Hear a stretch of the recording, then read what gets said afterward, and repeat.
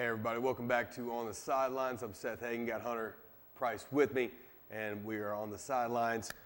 We have just entered into our SEC preview for football for the entire season. I cannot wait. Just the game, I mean, we're less than 10 days away now from the very first game of Vanderbilt, South Carolina in SEC play. I'm really looking at Vanderbilt in this one, and I think Vanderbilt's going to have a good season. But let's start out with Tennessee, because I think we can both agree that they should be the East champions when it's all said and done. But Tennessee returned 17 starters, tied for most in the league with LSU. They've got 9 starters back on offense, 8 on defense. I mean, this is a stacked squad, everybody. This is a team that Butch Jones has really been building to beat the likes of an Alabama team, a Georgia team. And I think the talent is finally there to make it all happen. Looking at home games versus Florida, Alabama, Kentucky, and Missouri. And I think, honestly, now that they have that game against Alabama in that second week of October, and they have it at home, I think this is their chance. If they don't beat Alabama now, I don't know that they're ever going to beat them. No, this is the chance for them to do it. In Tennessee this year, you know, Butch Jones going into his 4th year. They were 9-4 last year. They're tied for 3rd in the East. Bring back Josh Dobbs. A lot of people saying he might be the top quarterback in the SEC, along with Chad Kelly. Can he push the ball down the field? That's the question. Yes. He's going to have good running backs. Going to have Jalen Hurd and got Alvin Kamara. He's going to have Jalen Hurd and Alvin Kamara in the running back, and they're going to have 71 returning starts on the offensive line, so the rushing numbers should be improved. It just seems like there's always something that comes up with them there. Yeah, and my personal prediction is 11-1.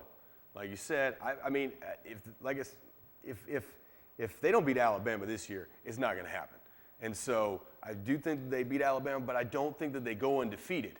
I feel like they're going to lose somewhere in there. They've got road games against Georgia A&M, South Carolina, and Vanderbilt. Georgia and A&M, certainly losable games there on the road. But it's going to be interesting. I think this is the year. It's going to be interesting to see what happens with Tennessee. They're 3-28 in the past 6 seasons against ranked teams. Yeesh. Now, a lot of that's turnover. Terrible. A lot of that is what Lane Kiffin and not really Lane Kiffin, but Derek Dooley. Derek Dooley did to him. And Lane Kiffin hurt him a little bit by just up and going, but a lot of it was Derek Dooley. Really ran him into the ground. I would agree. I like the way Butch Jones has approached the Tennessee program and slowly built it up.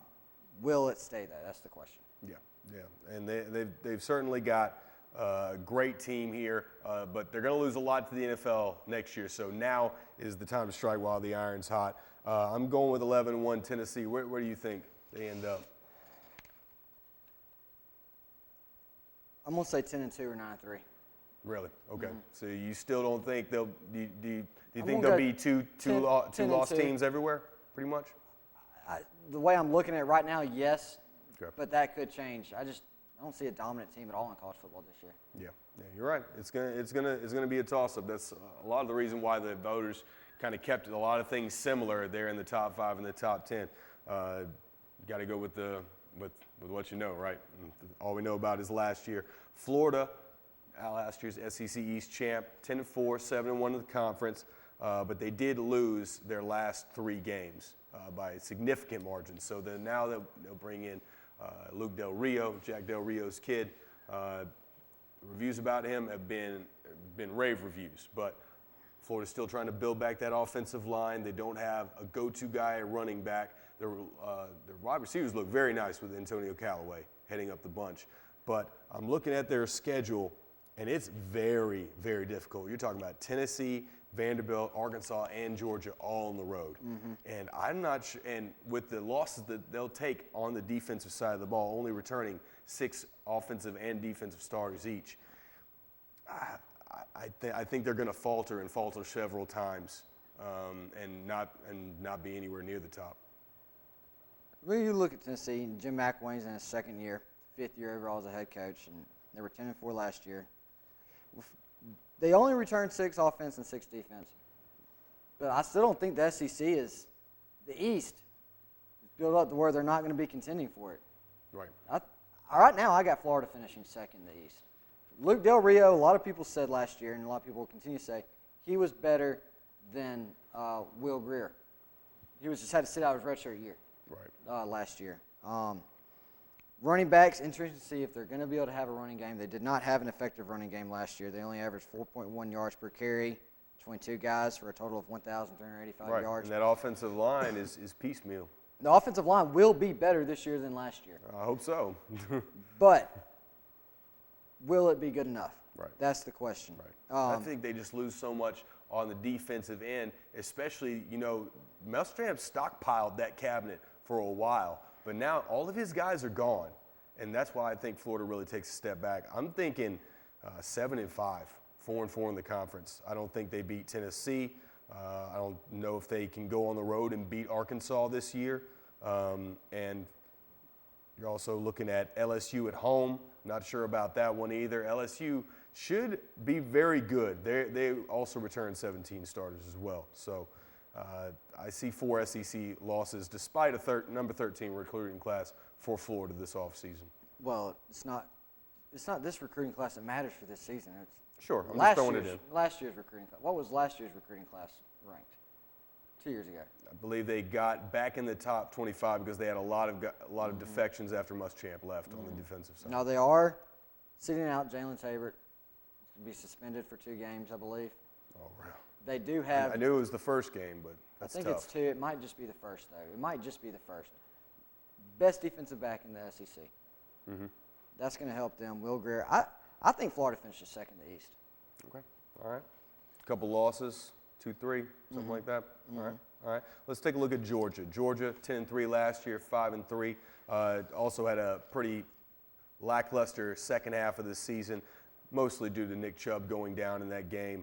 Really took the wind out of their sails. They play North Carolina week 1, and I've got them on upset alert. I mean, this is a game that they could easily lose. Coming in, they got a new team, new coach. Things seem to be working out. He did get Maurice from Alabama, so that'll strengthen up their secondary. But I don't know. Honestly, this year I'm predicting they keep things kind of similar. I'm thinking 9 or 10 wins. They've got a bye before the Florida game. I think they win that game as well. But they go on the road to Ole Miss, and that's really their toughest road game. That's it. And I think Ole Miss will take a step back. So I think Georgia will be the beneficiary of a pretty easy road schedule. They might be, but I think this is the year Georgia takes a step back. Really? Okay. Well, one, I think Vanderbilt. I mean, you're looking at the schedule. I think Vanderbilt's going to be better than people think. I think Kentucky's going to be better than people. South Carolina's going to be down. But they have Grayson Lambert coming back fighting with Jacob Eason for that starting job. Yeah. Is it going to be the freshman? Because if it's going to be the freshman, you're not getting 10 wins.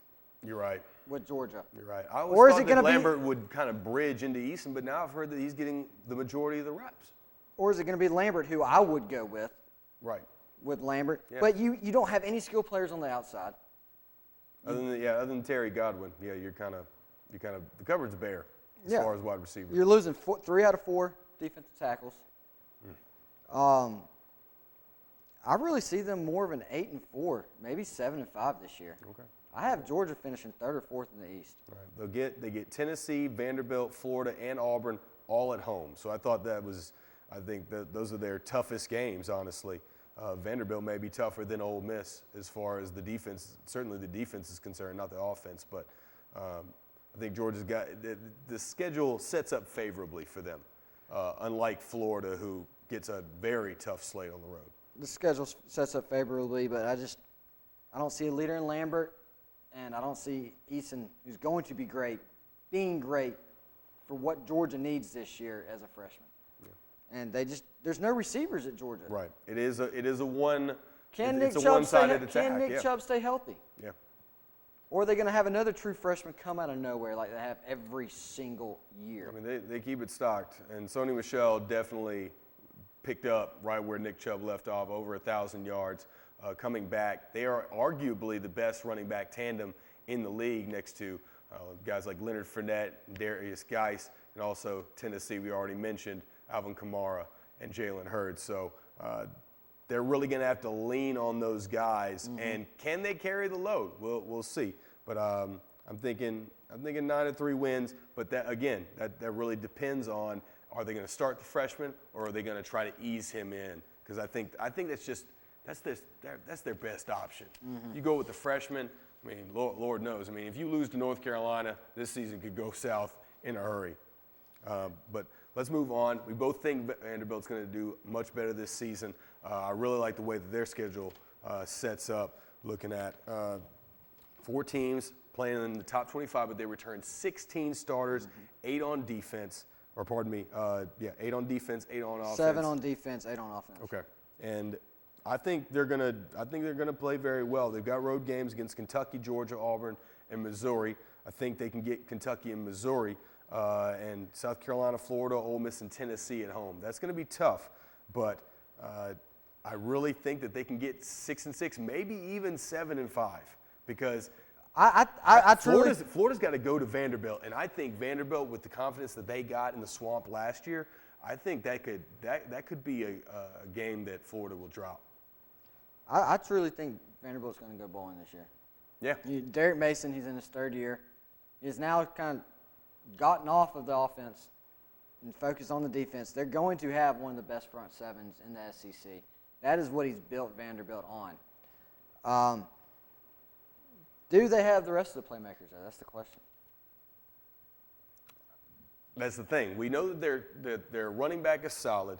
Their quarterback, he's named a starter since the spring, so it's that guy and nobody else. We know from the first couple of years, I mean, the quarterback situation at Vanderbilt was the worst in the league, bar none, period. And it was all about the defense. But now that they are at least settled in those spots and there's no real competition and the team knows who their leaders are, I think it sets up very well for them.